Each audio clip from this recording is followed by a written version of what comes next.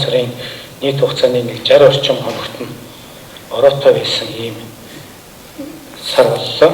За олон жилийн дунджаас баян өндөр сум бол 22 мм-ээр ахиу, за жаргалан сум бол 10 мм-ээр дутуу ингэж орсон ийм сар байна. За нийт сарын 22 өдөрт нь дуу цахилгаан аянга үзэгдсэн, ажиглагдсан ийм сар.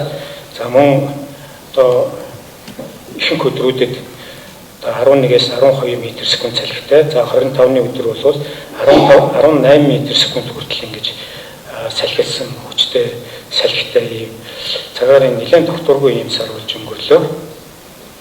За цаашдаа 8 сард ер нь бол бас бороохоор бас энэ 7 сараас дутхааргүй хэмжээний юм байна. Ялангуяа өнөөдөр ойрын 10 хоногийн төлөвөр бол за бүтээн байгуулалтын ажил их явж байгаа. За энэний хажуугаар үнэхээр цагаар бас хүнд байна.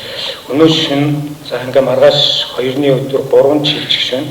За 4, 7, 8, 9 гэдэг энэ олон өдрүүдэд ойрын 10 хоногийн марга 6-ад нь ингээд дуу цахилгаантай адар бороо орохоор ийм төлөв байна.